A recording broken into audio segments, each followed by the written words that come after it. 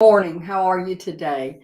I hope today's going well for you. It's 10 o'clock here in Central Time, and I'm just chugging on along. Been up for a little bit, gotten a lot done, and I hope the same for you today. I'm asking a question today. Do you react or respond? Do you know the difference? Do you know what each means? I was going through some of my journals, and that's what prompted this today. And when I say journals, I keep notebooks everywhere. I keep one. I have a chair here in my office that I curl up in, and that's where I pray. That's where I read an additional book every day. Um, so that's a place that I sit. Now I have my journal there that I write in every day, but I also keep a notebook there. I keep a notebook in my purse. I keep a notebook where I sit in the living room. And if that sounds like overkill, maybe it is, but it's it's important to me because that way I can jot things down. And I've been looking through them and making some notes and putting things, marking them off. And I came across one that was in my purse, in my notebook in my purse. And I think it was from a sermon at the church where I attend. And I'm not sure, not 100% sure, but I'm pretty sure it is. And I'm not sure which pastor said this, but and I'm sure it was either Pastor Christopher or Pastor Beck, one of the two. Could have been Brad. I'm not sure, but anyway, they said our response to the moment is the truest revelation or reflection of who we are. Let that sink in for a minute. Just think about that. So your reaction or your response to the moment is how I would word this. My reaction or response to the moment is the truest revelation of who I am. Now, let me explain the difference in reacting and responding. Most of us react. Something happens and we react. And reaction is great when you're driving and the car in front of you slams on their brakes, and your reaction is to slam on the brakes, right? Now, if you take time and you think about it and you figure out how you're going to respond, you're probably going to nail that car in front of you. So, reaction is great and is built into us for certain moments. Reaction is great when it's something is happening that you need to stop. So, you need to stop that car. You need to stop that forward motion of that car, or you're going to hit the car in front of you. So, reaction is good at that point. But when someone says something to you, let's say someone says something hurtful to you, okay? Someone says something to you that doesn't sit well with you and you react, that's not good. Because when we react to those situations, we're showing who we truly are if our heart is not right. If we're not walking in service to others, we're showing that like that. I mean, immediately, as soon as you react, people see.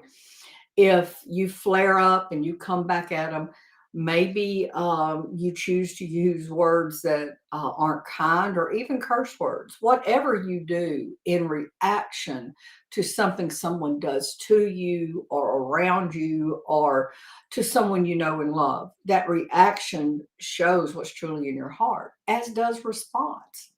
So when someone, let's just say, whether it's someone you know or not, this is the first thing that came to mind. Someone looks at you and said, "You are so fat. Why can't you lose weight?" I'm sorry if that offends someone. It's not my intent. But someone says that to you, you immediately bristle and you look at something for them, something in their life that is not what it should be. And you react or you curse them or whatever you do, that shows what your heart is like. But if you take a moment and you think about what they said and you think about where it's coming from, because most of the time when people say hurtful things to us, it's because they've been hurt. Doesn't make it right. I'm not saying it's okay for them to do that to you. What I'm saying is that you need to watch whether you react or respond to what they say. Response could be, I really do need to lose weight. You're right. My health is suffering. Maybe a response could be to just say thank you and walk away, or just to say okay and walk away. You may not want to thank them for insulting you, but you do need to be careful You need to be very careful of whether you respond or react to what's said to you. Again, reaction is good in the situation where you need to react. Um, Child runs out in the road, react. Yes, grab that child and pull them back. Don't take time to analyze that. But when someone says something hurtful or does something hurtful to you or someone you love, it's best to sit down and think about it, to think over it and think why. Why is that person saying this? Why is that person hurting me or trying to hurt me? Sometimes they're not trying, it's just automatic. I read some remarks on Facebook the other day, and they were remarks that someone had made to I don't want to get into it, but they were really hurtful remarks and they were not necessary. And they were made to somebody she didn't even know, which is a lot of what we see on Facebook. And that's why, again, the woman that she said them to didn't say a word. That was her response. She didn't react. She didn't come back at the woman. She literally responded by saying nothing at all, which is the best thing to do when it's something like that, especially on social media. So today, I want you to think on that. I want you to start watching in your life as you walk in your life. And as things come to you today, maybe you're at work, maybe you work from home, or you've got to go out shopping today, you've got to go buy groceries, whatever it is. Maybe it's someone in your family, in your home. But when hurtful things are said or done to you, just try to stop and think about why before you react, before you bristle up and get mad. Don't allow yourself to do that. Take a deep breath and respond. Yes, that's right. I'm not sure. Maybe it's Lori, but I hate that this won't tell me who it is. But yes, respond. Always respond. Take the time to breathe and say, okay, I know that this is coming from a place of hurt in their life, because 9 times out of 10, when someone hurts you, they've been hurt. And that is their way to lash out at the world. And it may be you they're lashing out at, but they're lashing out because of the hurt. They're saying things to you hurtful because they've been hurt. Consider that. Always consider that before you do anything. Yes, Corey, learning to respond. Yes, you're so right. Reacting can be traumatic. It can be so traumatic. Corey, I have to tell you, I was just thinking about you last night and was going to reach out today and say, girl, I haven't seen you lately. How are you doing? So, Corey, I hope you're great. So good to see you on here. But I encourage you today to learn again to respond.